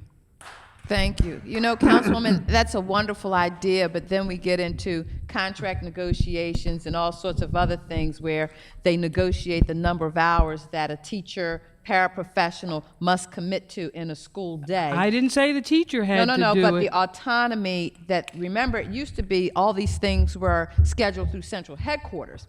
When they went to the autonomy to give the dollars to the principal had to decide, in my limited dollars, am I going to try and charter some buses to do field trips and things for our students, Or am I going to put this into after-school programming that students may not attend? And so it is a different construct, and maybe it's one of those things we need to get back to, where someone takes the lead on how we will best support our children in a uniform And I manner. feel the principal should take the lead in trying to find a way to have at least one after-school program in every, and that should be with the help of the community. There And should, some do that are engaged not in that all. way. I wanna hear But the turnover we get of principals, where you have a school where you don't have strong community support, who's going to come in and run the program?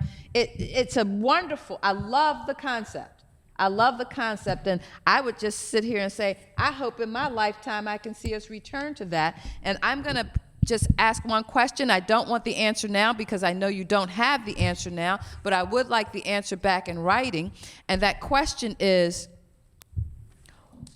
what is the per pupil cost for adequate and comparable education for a student in the Baltimore City public school system?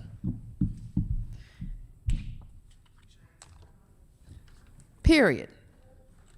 The per pupil cost. And when I say adequate, which is a subjective term, but I say comparable because the number one reason we're losing students in Baltimore City public school system is the quality of education on the whole.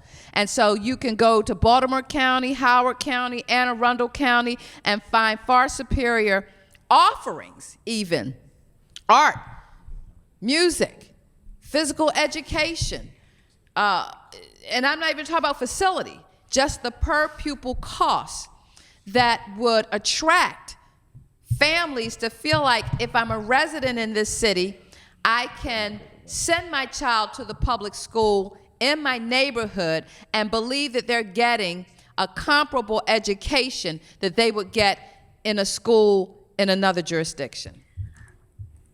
Madam Chair, I just wanted to let the committee know that the General Assembly this year passed legislation that is going to institute a Thornton II. If you recall, several years ago, we had the Thornton Commission that looked and examined at education across the state. Yes, and we never fully funded that. And we never, right. So now the General Assembly is going back to look at what it really costs to adequately and appropriately educate children across the state.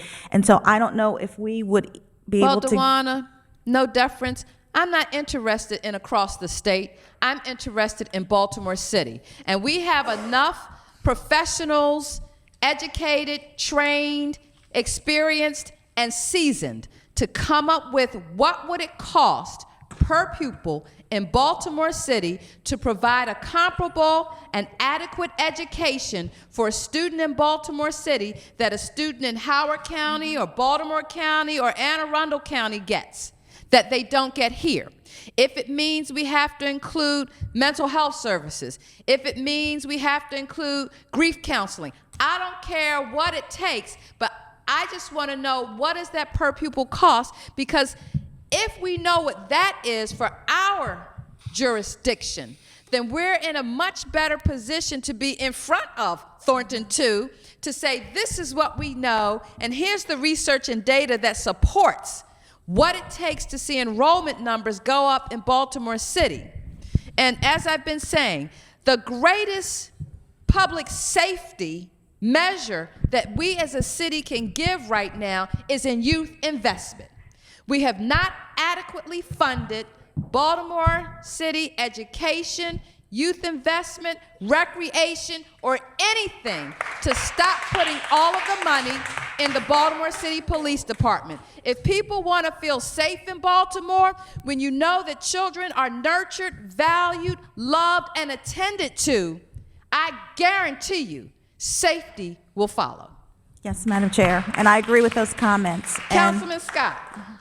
Thank you, Madam Chair. I want to ask a question that's CTE related, but it's not directly related to the proposal. When we're talking about the 21st Century Schools program, how many of our young people at our CTE schools that have trades in those construction, how many jobs have we created from our students straight from our schools to building and working on schools? And if we have not had any, how can we get a plan to get some of them working on these jobs? So we're currently working with MSA and the construction companies to determine what their needs are.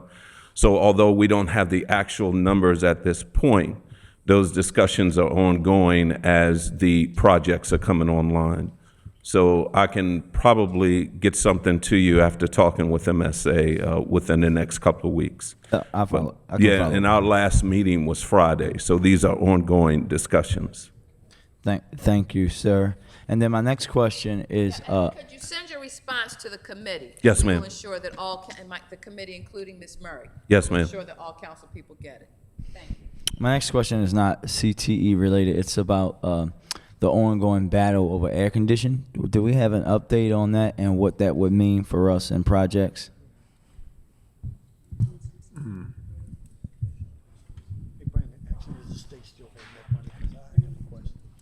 Yes, and Mr. President wants to know if the state's still holding the money. State is still withholding the $5 million of the CIP funds. And I know that the incoming CEO has been in discussions with the governor's office to try and work something out. But as of this point, we still are without that $5 million. Ms. Sterrett, I was in touch with the Lieutenant Governor's office, who said that if the school system would submit a plan to them, that money can be released immediately.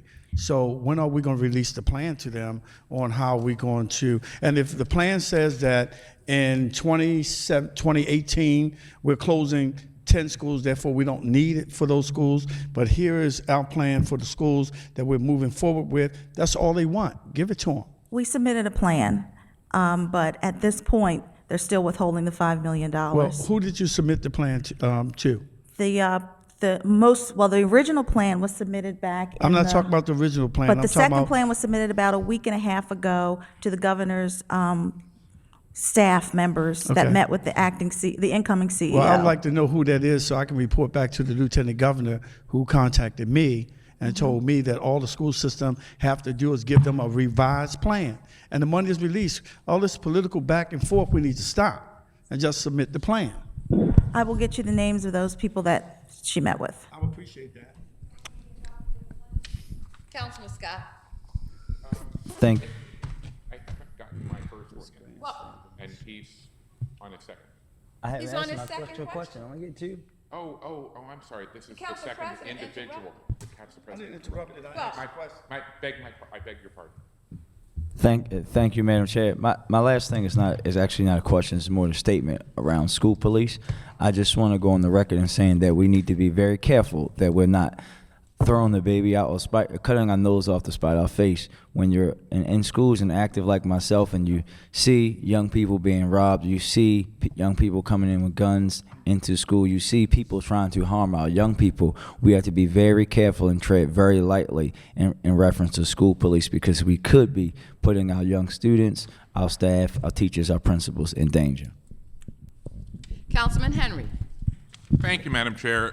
Before I ask my two questions, I'm assuming that since it's not in this presentation, that you don't have with you broken out the charter school enrollment over the same historical pattern as all enrollment. Could that be forwarded to the committee? It can.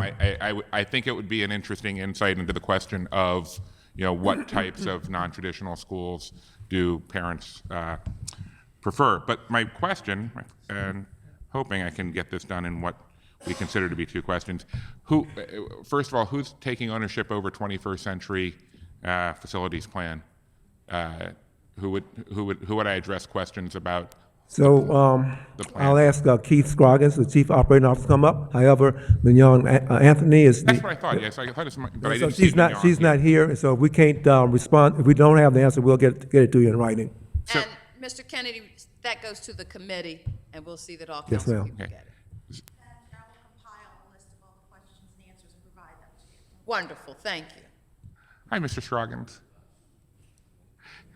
So I'm going to start off with a conceptual. My understanding was that one of the things that we were striving for in the 21st Century Facilities Plan was to provide community schools throughout the city. And by community schools, I'm not referring to the program that we talk about a lot, the community school program that is about putting individual people in the schools that are participating in the program. I'm talking about the concept of a community school physically, where a community school has a classroom core and then is surrounded by the facilities that support the academics, but also support the community outside of school hours. Like you put the library or media center on the outside of the academic core so that the community can use it. You put the gym on the outside of the academic core so that the community can use it. Any shared space, health center, et cetera.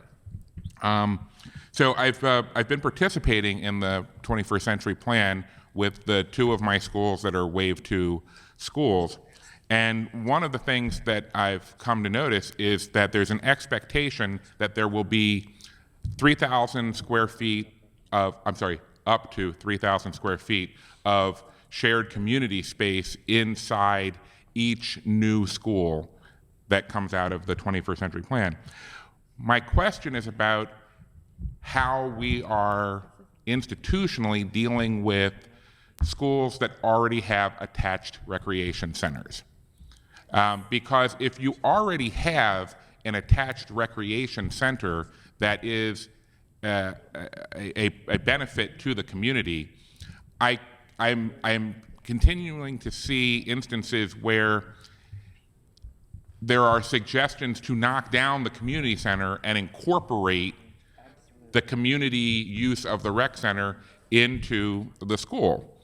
Now, I understand that there are some big picture limitations, like, for example, the money for the school in the 21st Century Plan. You can't just take that money and use it to build a better rec center instead. Okay.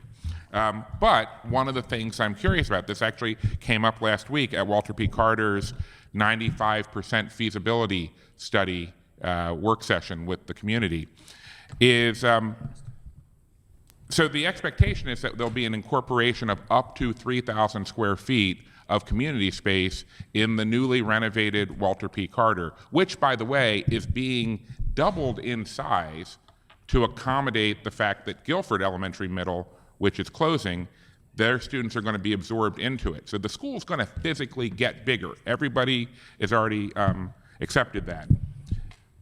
It has an attached rec center of over 7,000 square feet.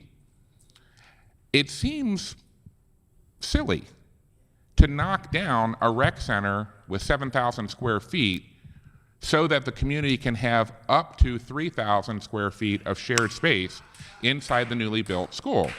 So here's what I'm looking for, and I'm deliberately looking for it now this summer so that there is an opportunity to have a conversation with our colleagues in the General Assembly, the ones of the infinite wisdom.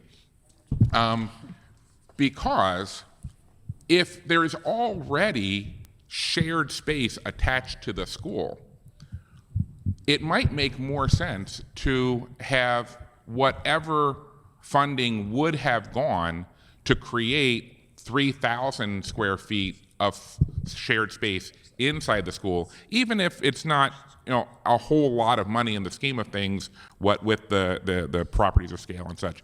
But if that money could in some way be used to match Recreation and Parks money for capital improvements to the rec center, it seems like we could get a much bigger bang for the buck for our communities by fixing up medium-sized rec centers that are attached to schools instead of knocking them down and trying to absorb them into schools, and in doing so, reduce the total number of space available to the communities. So my question is, can we work on that?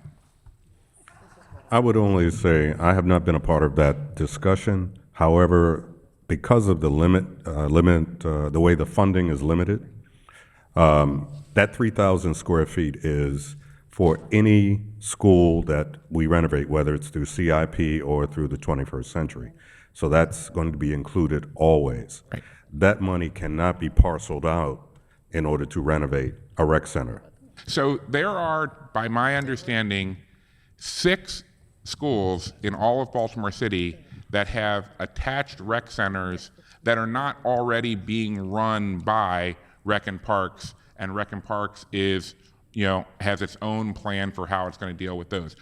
I'm bringing this up because since these 6 schools that have attached rec centers where the schools have an MOU with Rec and Parks to run the center, because you guys have that MOU, Rec and Parks does not have them on their list to renovate.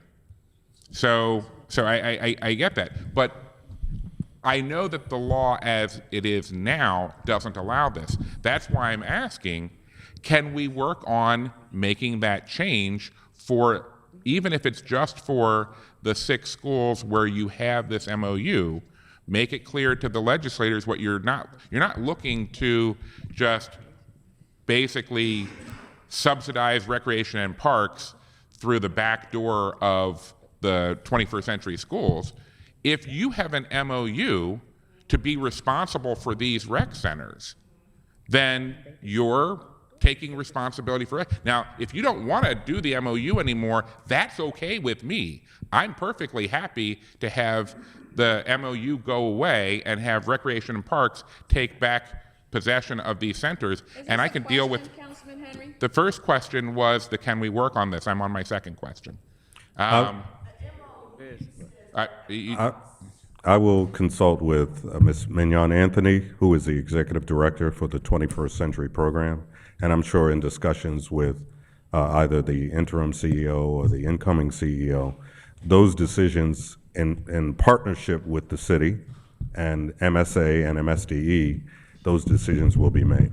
Okay, and so since I acknowledge the fact that that was a perhaps longer than average question for someone who's not actually in charge of the hearing, I will say, as my second question, I'll make a comment related to the earlier issue of trying to rein in the benefits for school system employees. I recognize the fact that it is very popular nowadays to try to deal with our financial problems by reducing salaries and benefits for employees where possible.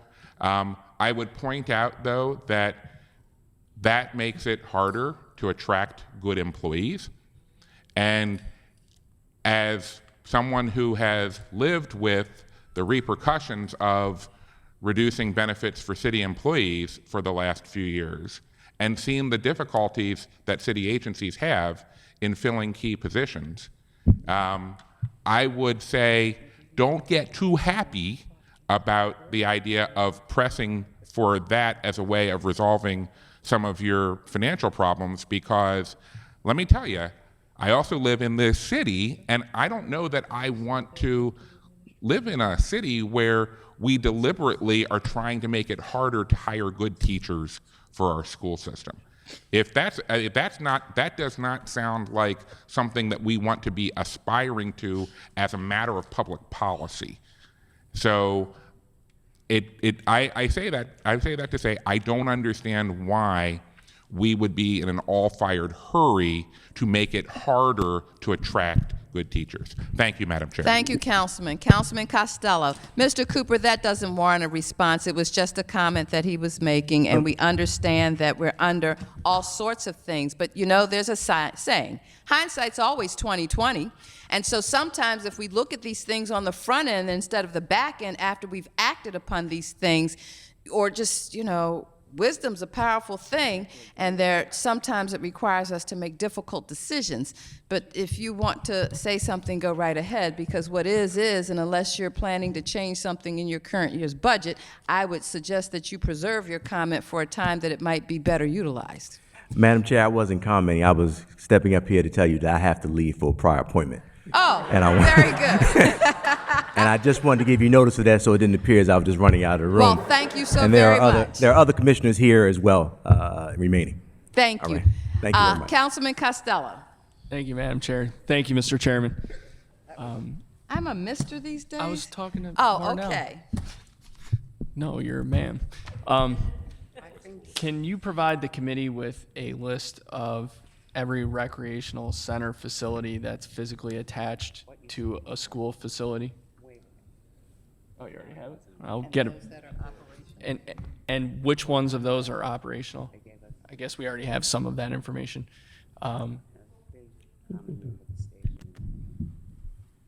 My understanding during the Rec and Parks budget hearing is that there are 2 facilities that are physically attached to schools that are not operational in the city. I'm not sure if there's more. But anyway, we made a push like 2 months ago to get one of those facilities opened back up, and was working with the deputy mayor and with Rec and Parks and with schools, and we're very close, but couldn't get it done in the end. We have a nonprofit partner from University of Maryland, Promise Heights, which I'm sure you're familiar with in Central West Baltimore. Can you task someone that I can get with like later today to start working on that? We got a rec center in the heart of Central West Baltimore that's not open, and we have a vacuum of recreational opportunities for our youth. I just want to get it open right away. We've got the funding to do it. We've got the programmatic experience, the personnel to do it, the existing quality relationship between the system and the Promise Heights program. So I don't. And this sounds like public-private partnership. Isn't this what we're always saying, Mr. Klein? We should get right on it. So I can get with Dewana and she'll get me Oh, with someone. Councilman Clark, we Thank had you in for another question. You don't have it? That's I'll ask it for her. Well, it's not good for you to ask it for her if she's not here. So that's fine. Okay, well, there being no other questions. Madam Chair, the question, It's a question, Councilman Henry. You know, we weren't scheduled to go this long, and as we're losing our audience, so. the question was, what happens if you don't get the $2.8 million? Let me just stop right there a minute. I don't want to get into this discussion about what happens or what doesn't happen, which has nothing to do with this body. We were presented with conflicting ordinances of estimates, and that's an issue that the school system and the city of Baltimore need to resolve. We're not going to be put into the middle of that, and there are costs to both sides. And so we would ask that the matter be resolved with all swiftness. We will act by June 24th by law. That is the responsibility of this legislative body. So I suggest that you get on the phone, you walk over to their office, you sit at their door, you pick it outside, but someone needs to present a resolution to this body by Monday, June 20th, if you want these budgets acted upon. So just to be clear, we have no oversight over the school system at all outside of the contribution that we give to them. I say that because that issue got raised a lot during the campaign. Okay. Thank you. There being no further questions, this recesses the ordinance of estimates for the Baltimore City Public School System for the fiscal year 2017 and will be resumed at a date to be determined. And we look forward from hearing from you sooner than later. Thank you all and have a wonderful Monday.